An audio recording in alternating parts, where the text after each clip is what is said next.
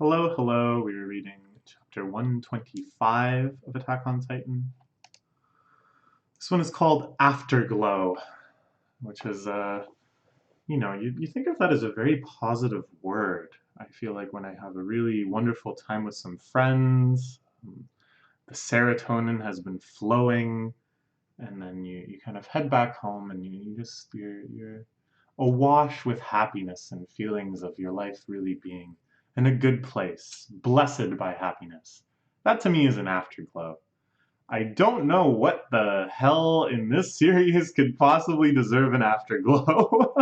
So I'm very curious to find out. A really ominous first panel here. The way they've been depicting the Wall Titans so far, I think, has just been phenomenal. The shot with all of them and the horizon just has kind of mysterious bulges that you can't even recognize as humans or titans for that matter. There was the shot where Reiner was kind of imagining the scope of Eren's power, picturing himself running away from the original Titan, flanked by these wall Titans. Again, it's like you don't even have a sense of their power yet. You don't even have a sense of any of their capabilities, simply because of the way they've been depicted. And yet you do know, you know intellectually and from context just what they're capable of. We just haven't like seen it. Do you see what I'm saying? Being able to continuously like blur that line of comprehending and yet not recognizing, I think is really powerful. And this panel here, I think, is another perfect example.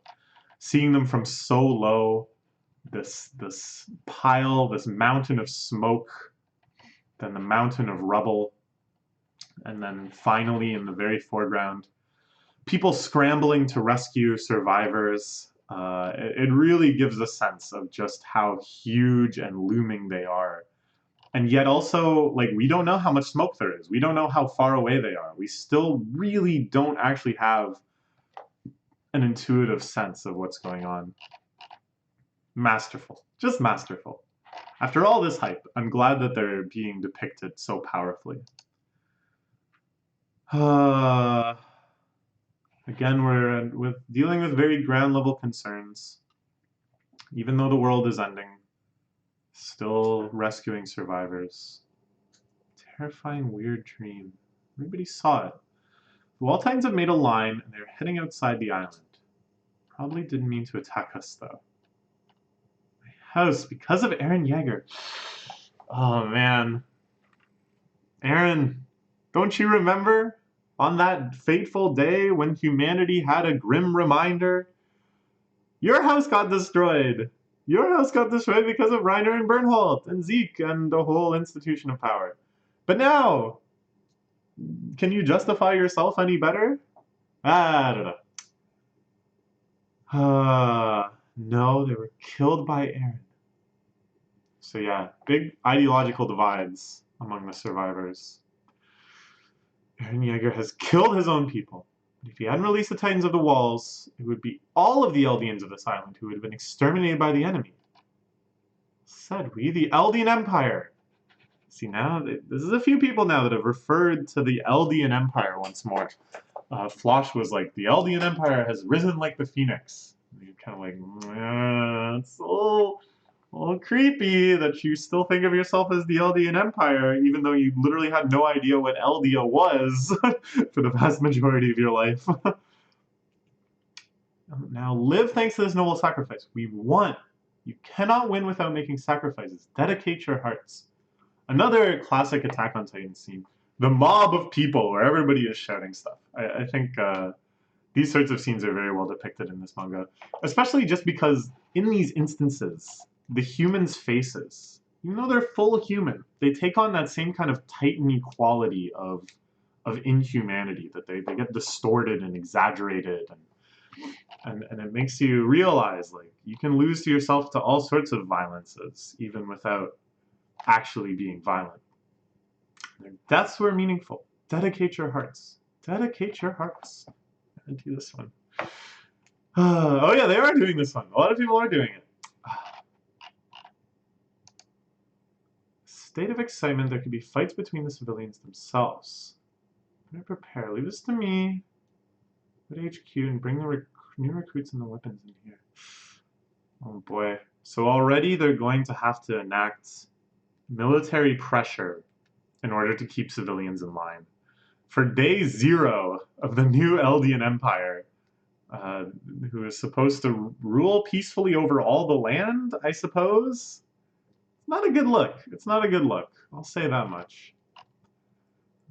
Yeah, loading up the anti-riot gear. What are these people from Shiganshina doing? And already divides. Already thinking about what layer of the previously walled city were you from? What district were you from? Even though all that's left is Eldians. Well, not yet, but you know, after the flattening. It's again, it's cycles. It's cycles of violence. You know, how do you break free of the cycles of violence? Okay, what does she notice? Something splattered on the ground. From the basement. A basement! Another cycle. How do we break the cycle of going into basements? I'm just messing with you. Okay. This is cool. Big genre shift, eh? I think they're so good at even in these situations like this, where there's so many things happening, taking the time to depict it in a way that brings out the genre of this part of the story. This is a mystery. This is suspenseful. This has like horror elements. So we gotta have the shot, you know, her frowning, the open door, the splatters going into the door, turning the knob, this wide shot of who knows what happening in this library. You gotta spend the time. You gotta spend the time to do these things. I think it matters so much. Yes, that's right. Of course. It's Annie. Scream, I will slit your throats. So I wonder how much Annie knows what's going on.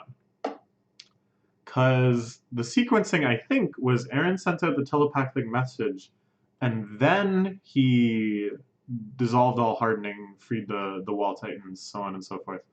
So if Annie was still crystallized, would she have heard that? Does she know that's what's happening? Furthermore, like how just generally informed is she? I kind of like the idea that she has no idea what's going on, but has instantly gone back into survival mode. Because she just must assume, like, it's only rational for her to assume that she's the enemy of everyone still. She goes out, where the hell are the walls? What is going on? I don't know. Just take off your jacket. So weak, I thought you were an old lady. I'm gonna send you flying like that. Annie. Oh, she knows. She knows what's going on.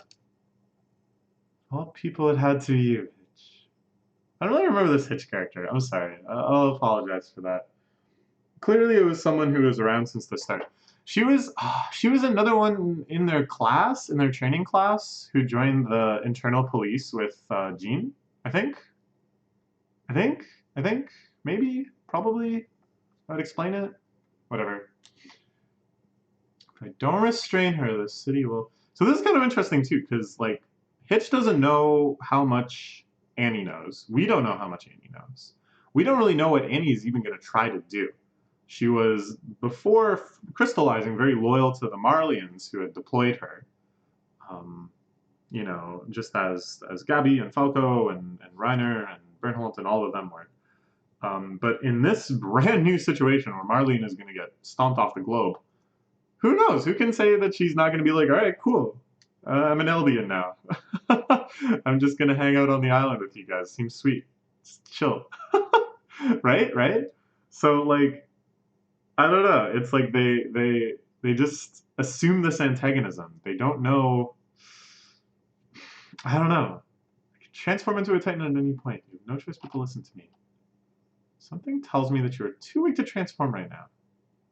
Maybe the case. Do you want to take that gamble? Someone else arrives. Okay. So, she ends up giving in. Here's Annie out. No reason for me to refuse if you want to leave the city. More than anything, I'll be freed of my duty of having to look at your face in the basement. So yeah, Hitch was, I guess, taking care of her in the basement, monitoring her and whatnot. Leave, they won't have to hear you rambling about boys any longer. Whoa! Okay, so she definitely did hear Aaron's telepathy then. She was literally conscious the entire time and just had to sit there and listen to whoever felt like coming to talk. We know that Armin went to go see her a few times, that he had inherited, when he ate Bertholdt, he also got Bertholdt's like fascination with Annie. It's unclear whether that was like some more like just the emotions kind of flowed through, or that by learning Annie's history through Bertholdt's perspective and memories, Armin also just independently became interested in Annie in some capacity. Anyways, so Annie saw that too, and I guess Hitch talked about boys. Oh, that's so cute. Yeah, you know, I would do the same. If I had to just sit there and like monitor, I don't know what like the routine was, but maybe she had to go down there every few hours and make sure that, or every few days or something, and sit there for like an hour, just make sure nothing's changing, everything is totally the same throughout that hour. I'd talk about all sorts of shit. I would probably tell them about manga. They would have an unlimited access to this YouTube channel that you can never unsubscribe from or close the video for 4 years. Oh, it sounds like hell. Uh, for 4 years, it was like I was having some faint dream. Your voice and Armin's were all I could hear in the distance. And when I didn't, I would always be stuck within the same darkness. That's why I got the gist of what's going on outside thanks to you guys babbling. Ah, okay. So Annie's actually pretty up to steam. Or up to speed, sorry. I kind of like the idea of her just, like, what's going on here? Where are all the walls? But this is good too. Now she has more agency. Now she actually can make the choices she needs to make. I heard Aaron's voice. Okay, so the hardening, the de-hardening happened before the message. Destroying the world. Did he say that for real? Ah, see, another fantastic shot of the Wall Titans. You get what I'm saying, right? Like, it's kind of difficult to explain just the effect that it has, but it's so obvious right when you look at it. You get the right impression. Wall Titans, look at their feet. Yes. So the inner wall must walk through the districts of the outer wall. The outer wall may walk through unknown villages and what have you. Much destruction is still being caused. My first worthwhile job after becoming a soldier was cleaning up dead bodies and rubble. After the little brawl you had with Aaron, I mean. Do you mind answering now? When you look... Ah, so I see. She vented against Annie to the crystallized Annie. Well, that's quite reasonable too. When you look at the corpses of the people you trampled over for your grand goal, how does that make you feel? This is the big question that the villagers were asking each other at the start. I like that kind of pacing. First, the mob argues about it. The kind of helpless mob that never really had a choice in any of this. And now Annie, who, although nothing at this scale, has also instigated violence and destruction towards her own ends, is being asked. Just that kind of smaller, intimate... Do you know what I'm trying to... All I can do is this hand gesture. I don't know. It's like a cool way to kind of explore a theme. About what had never crossed my mind. Killing people was something to be praised for. We were taught that after crossing the frontiers, killing soldiers and civilians indiscriminately was fine. For the sake of our mission, to atone for the sins of Eldians and to save the world, each and every action was justified. Heard about your circumstances from Armin. Basically, you're trying to prevent this. True. That was at least how it was sold to the Eldians that were deployed by Marley. That if you don't wipe out Paradise Island, if you don't complete this mission, at any time, at any second, with absolutely no way to stop it once it starts, the Wall Titans could flatten the Earth. So the dead bodies under the rubble were more or less sacrifices. Is that what you're trying to say? No, I didn't care about things like saving the world. Didn't care about anything. I was abandoned by my parents almost as soon as I was born. My mother's adulterous lover was an Eldian. That's what they established with my blood test. The one who adopted me and raised me inside the internment camp was a man with Eldian blood who came from abroad. I heard he was placed inside the internment camp for a reason similar to mine. His goal was to train me into becoming a warrior of Marley so he could live a wealthy life. We saw this plotline before. Other characters with the same motivation. It's like a really it's reasonable. It's inhuman and cruel, but so are many things that people do to try to become wealthy. Before I even got old enough to understand what was going on around me, the man drilled hand-to-hand combat techniques from his homeland into me. In the man's eyes, my only value resided in whether or not I could become a warrior. Time passed, became as strong as the man wanted, and I got back at him for all the punishment I endured up to that point. I left him in such a state that he'd never be able to walk straight again, but the man was rejoicing. Now you can kill the wet enemy even if you have no weapons, he said. Wow, his leg actually does look really screwed up. At first I was like, oh, he kicked him in the shin, whatever. But the shin is a little... The foot doesn't usually go in that direction. Jeez. This is cool, though. I don't know if I've ever seen this exact trope play out, where the student is raised, takes revenge against the cruel teacher. That one kind of I've seen before. Sure. But then the teacher rejoicing at the strength of the student during the revenge. That's chilling. That's like, that's a good one. That's like, I don't know, the inhumanity. What kind of story did you just start rambling about? I only listened to you speaking for 4 years. You won't mind if I talk a little. It's fine no matter what happened, no matter how many people of whichever country died, nor how many lived. The concept of lives, including my own, was something I couldn't find any value. That's right. Until that time. That was on the morning of our departure for the island, as part of the operation to retake the Founder. The man kneeled before me and apologized. He told me that everything he taught me was a mistake. He begged as he was crying. He begged for me to come back.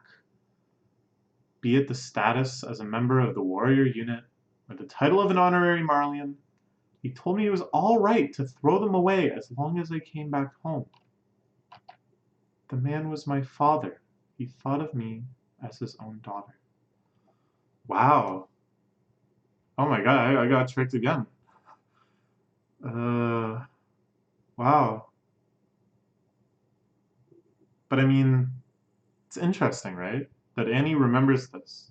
That Annie brings her story to this point. But clearly she didn't go back. Clearly she just went to the island anyways. What did she take from this? What does she how does she remember this now? I have a father waiting for me to come home. Wow. Annie, wow.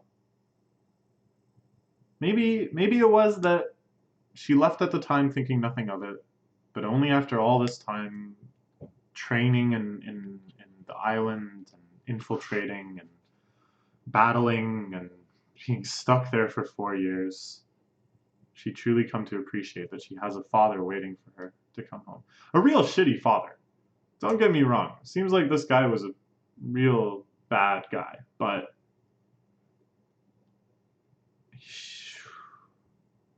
people who have don't think nothing matters anymore. I believe I've committed sins that can't be undone. But if it's to go back to my father, I do it again. So again, it's like we have all these characters whose motivations are starting to align, at least overlap a little bit. Annie clearly doesn't want her father to get stomped to death. And she's developed enough empathy in general that she doesn't just want random people to get stomped to death entirely, knowing that those people are dear to someone else. A lot of people now have this kind of interest in stopping Eren, but we're nowhere near closer to figuring out how. There's still no way to contact him, to overpower his powers. And so, I'm glad I could hear that. Even if you go back to your father, you'll find nothing but rubble and dead bodies, I'm afraid. Exactly, exactly. It's still just like, so what? Like it's so mysterious to me. And what I'm wondering is like, wouldn't it be amazing if the series really just does end with Apocalypse? Maybe some time loop thing too, sure. But at least in this timeline, just Apocalypse. And that all of this character development, all of this revelation and plot threads being caught up, no matter how they all go, it's kind of irrelevant. That they can't stop this. That would be really haunting, I think. That would be an impressive way to end the series. But I don't know. I don't know. Either that or they actually somehow, this gang, this plucky gang, somehow figures out a way to stop this. And that would be pretty exciting too. Okay. Here we go to the Liberio internment camp in Marley, where all these people that have received the telegraphic message from Eren are trying to convince their captors. The world is actually ending. We haven't all just gone crazy at once. This isn't some insane scheme for you to let us out. Yeah. Eren Yeager is coming to snatch all of your lives away. Your house and your spouse's parents' home will get crushed too. Your spouse's parents' home? Why that specifically? Won't they be like, my in-laws? Tell them to hurry up. And then be like, get back to your ghetto. There's no basis to trust that story of yours. Everyone had the same dream, you say. I'm supposed to believe that nonsense and let you out. Just arrange beforehand to tell the same story so you can run away from it. Exactly, yeah. So in the end, a nice little bit of dramatic irony. It's kind of like a reverse Boy Who Cried Wolves type situation. They think of them so devilishly, they give them no faith or credit whatsoever, that there is no hope for them to save their lives because they won't listen to this warning. All Eldians in internment camps around the world must be doing the same thing, trying to tell us we arranged our stories with them too. Outside the realm of possibility, at this point you bastards are guilty of conspiring. You're all under arrest. Everyone in the internment camp is under arrest? Oh, this guy is Annie's father! Oh. Okay. Annie's pseudo-father, whatever.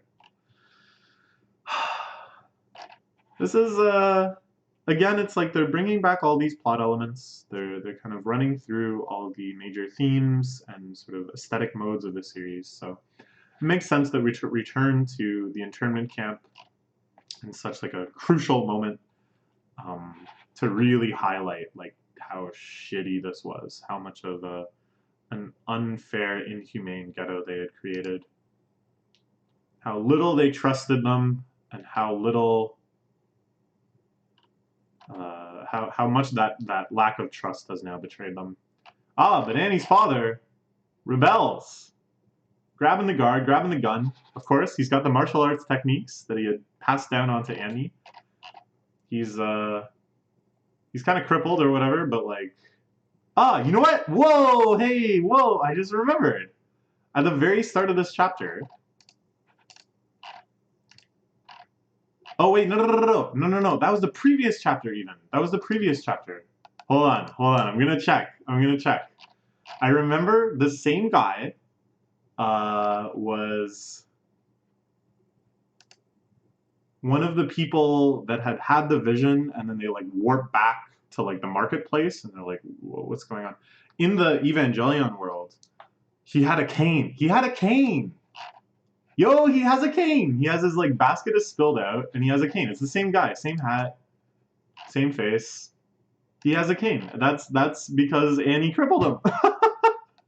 That's pretty good. That's a little detail. I'm glad I noticed that. But he's still alive enough to grab the guard. Okay. So this is kind of in the aftermath of battle. This instructor guy, Shadden or something, some name like that, hanging out with the people now loyal to him. The Jaegerists are gathering and taking control of this fortress. We should hurry and run. We found you again. There's no telling what could happen. Place where I belong anymore. Yeah. They did wipe out Pixis and a lot of others. The Jaegerists have the support of the population. They'll surely seize control and rule over the island. Someone from the old regime like me, there's no outcome other than being eradicated. Don't feel like I could spend the rest of my days shitting outdoors in some remote mountain in the middle of nowhere either. Pretty bleak, but pretty pragmatic. I kind of like the idea of like, maybe I could survive, but that feels hauntingly real. And saved a few hours ago, we would have been dead by now, Instructor. Protect you no matter what happens, Instructor. Idiots. What do you think I obediently let those piss-brained brats beat me up for? Don't try to oppose the Jaegerists by any means. Try to protect yourself as much as you can. As things are, you are part of this system. So basically he's saying, like, you can scapegoat me. I am the one that is definitively part of the old regime.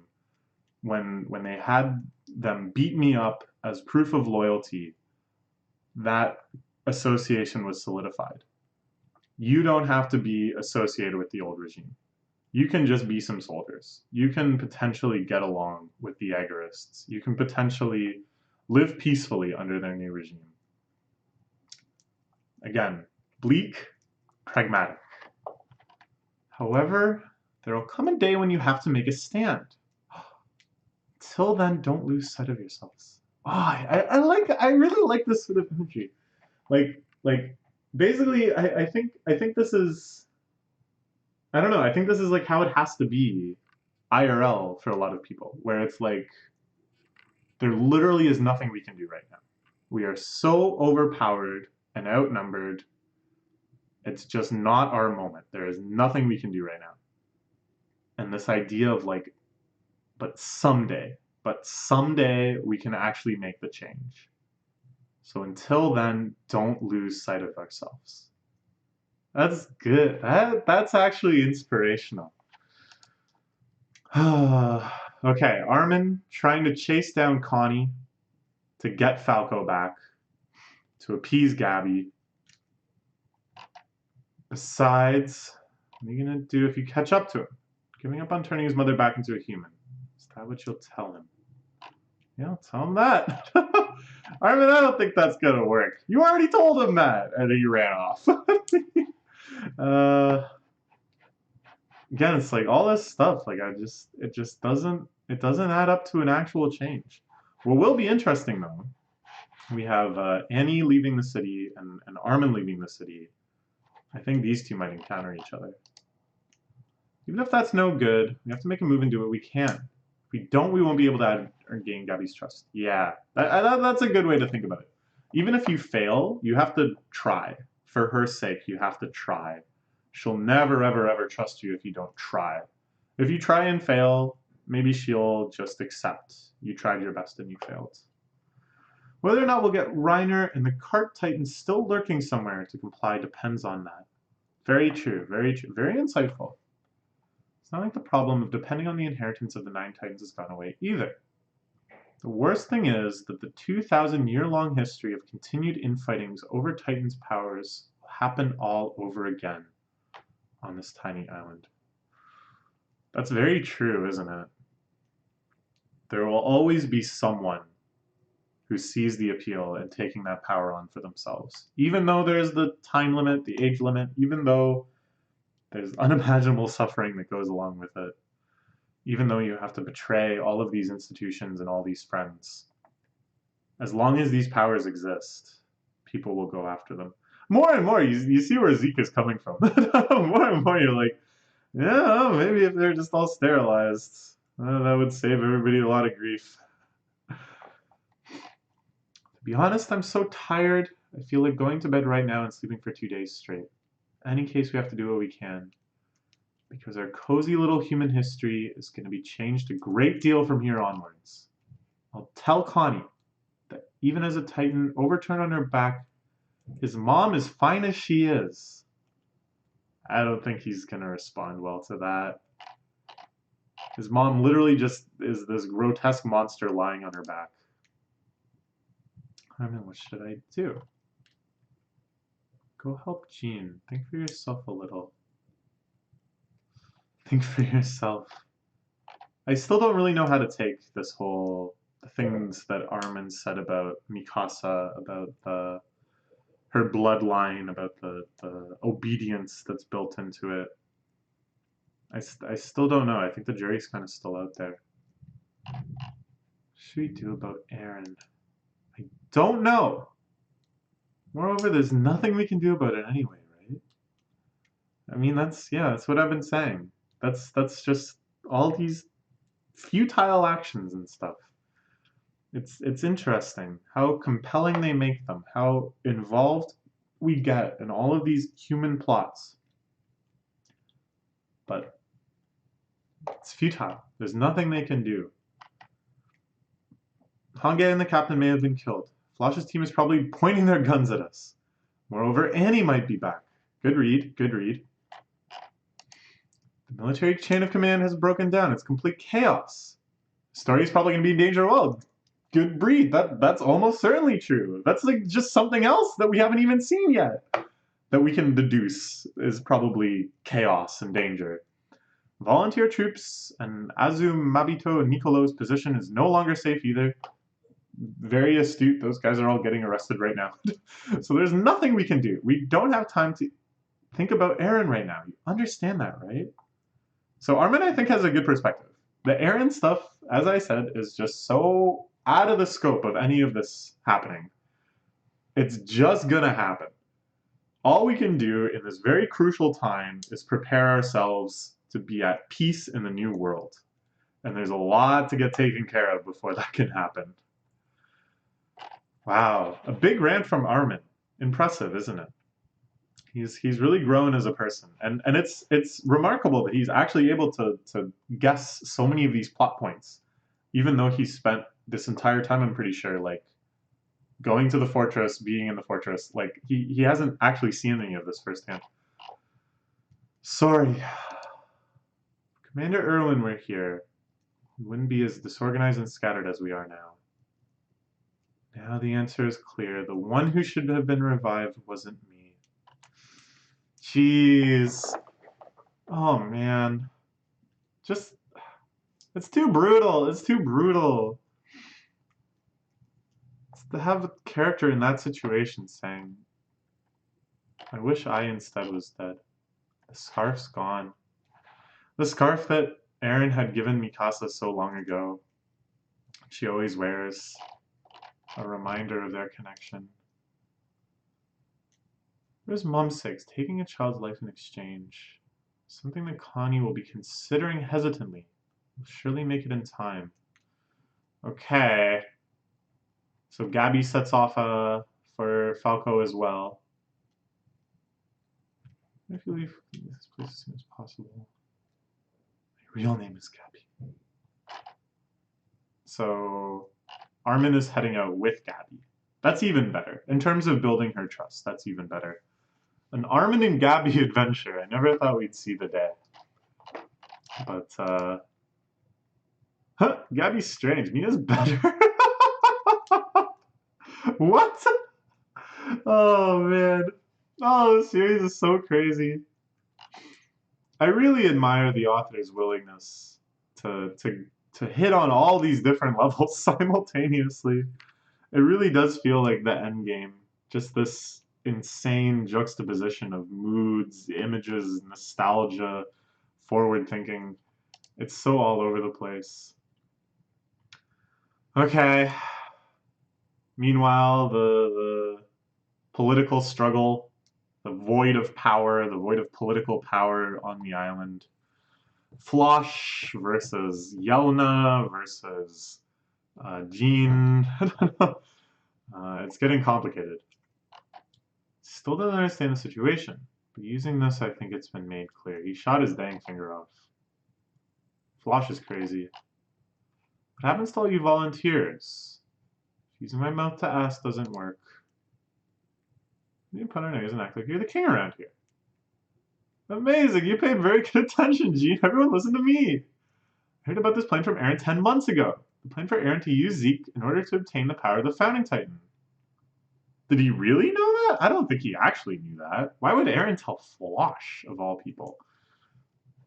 I think he's just bluffing. He's just using this to siege his power. Gathered some friends and aided Eren. That plan has been achieved today. You volunteers have lost your commander, and the soldiers who would side with you. You'll also lose your homelands. It will be the ground which the Titans will step on during the rumbling. The dream of restoring your homelands, the main reasons you volunteers came to this island, has been shattered. All true, all true.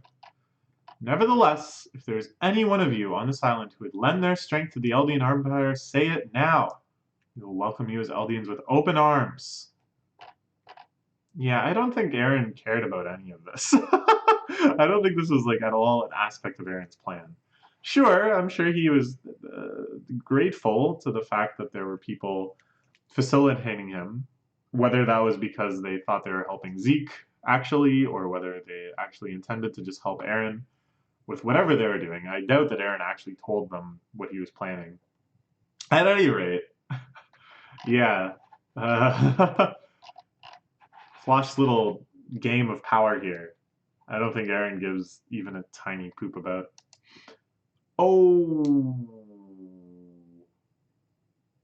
Pay respects to him. Even when facing a bullet, he did not yield, but clung on to his pride. So he shoots him. But there is no need to die for one's pride. Isn't it okay to just kneel over? Instead of dying like this, isn't it better to live?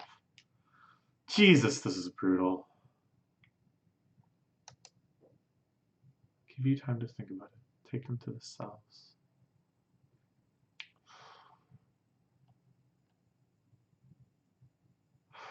So Mikasa shows up.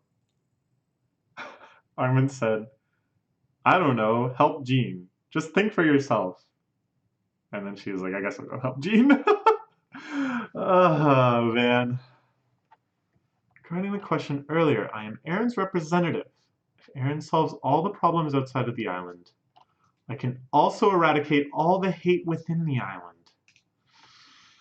Jeez. No. This isn't how it should be. I don't know. I don't see this ending well. I don't see this being the path to actual universal peace.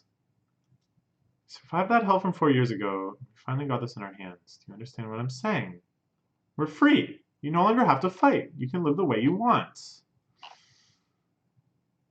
Didn't you just say you wanted to live a comfortable life as a military officer? Do it. You're a hero. It's over. It's over. You should go back to being your old self, to the arrogant bastard you were. It's over. It is quite remarkable. If you think of the struggles of this entire series, the entire run of Attack on Titan, it is true that things are in many ways over. That even though, like, there's still a lot of problems to come, Flosh is saying something quite accurate here. All of the fighting you've done up until this point is over. There might be new fighting. There might be major moral concerns with what's happening. But you don't... It's over. What did you just say? Captain Levy, Levy, and Commander Honke. Where are they? It's a shame, but Zeke killed them. Right, Zeke blew himself up on the cart And it was only the Jaegerists that rescued him. They just left the other two to die.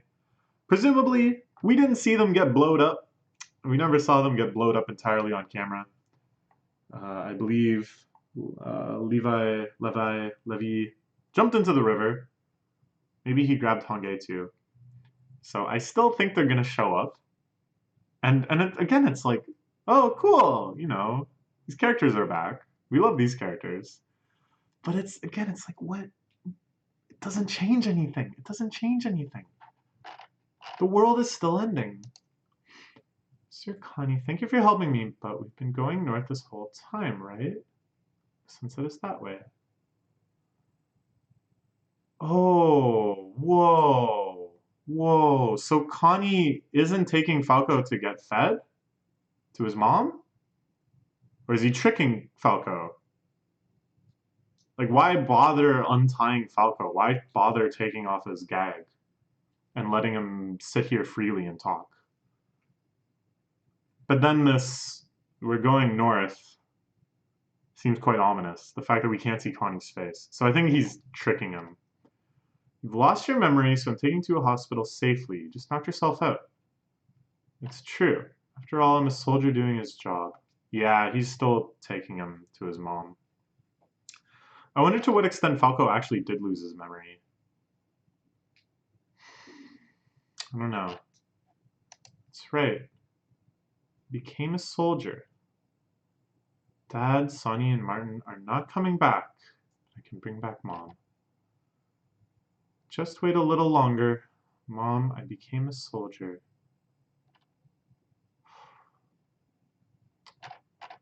It's okay.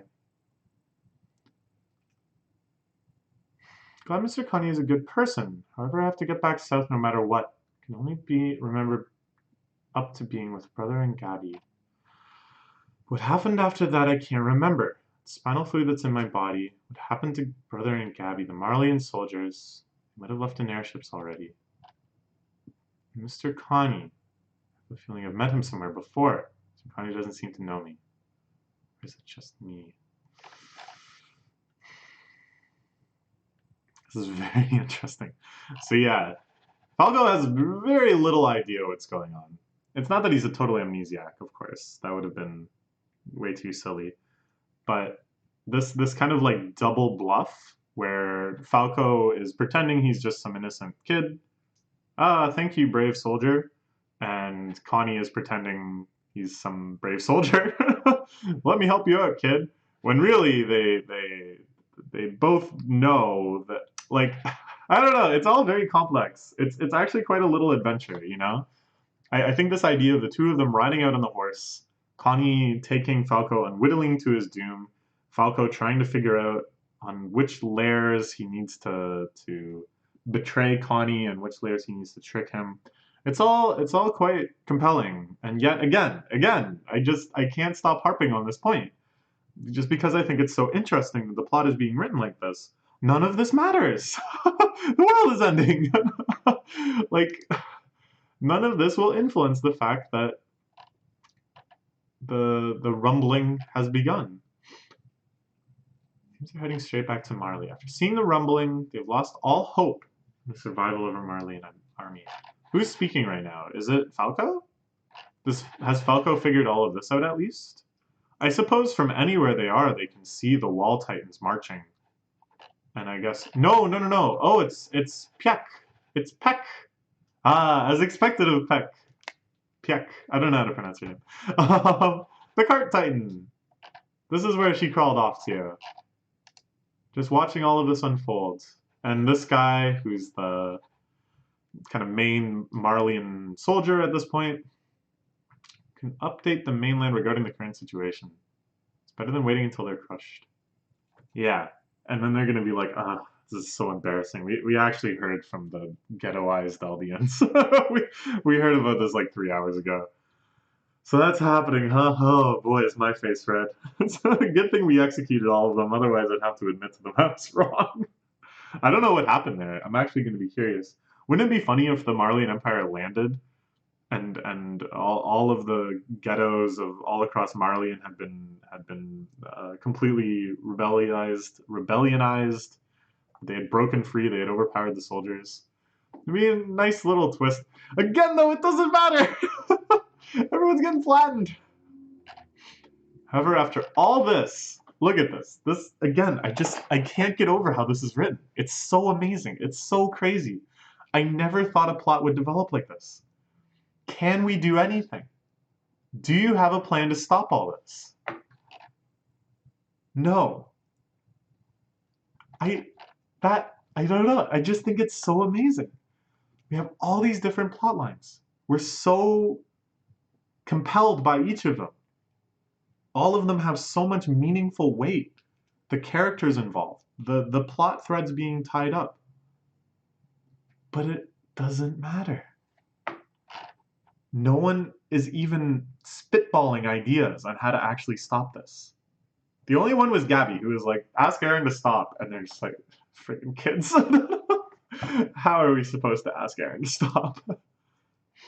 However, we have to hold out until the bitter end. Hey! There she is! Hagne, actually, you know what? Of all people, I could see Hagne having a plan. Because she's always been such a Titan nerd. She's the one who understands Aaron's powers better than almost anyone. She's done all of this experimentation with Titans and stuff to the point that people were... that girl's pretty creepy. I don't know. I think this could be the route. And the fact that she's encountering these Marleyans, you know, that's the ultimate bridging. It's the ultimate peaceful conclusion if that's actually where we're going.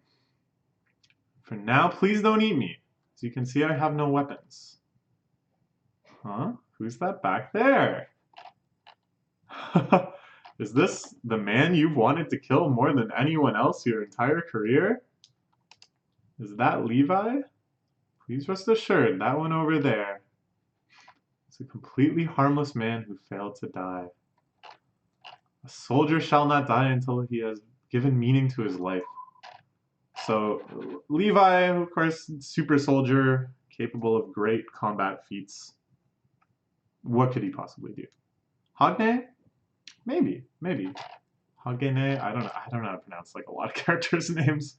Forgive me for that as well. Okay. That's the end of that chapter. Next, we will read chapter 126, and with that, we will be caught up at last. Thank you so much for your patience in these chapters coming out. Hopefully, ones after this I'll be able to get to a lot quicker as we finish off the series together. How exciting! Okay, see you then.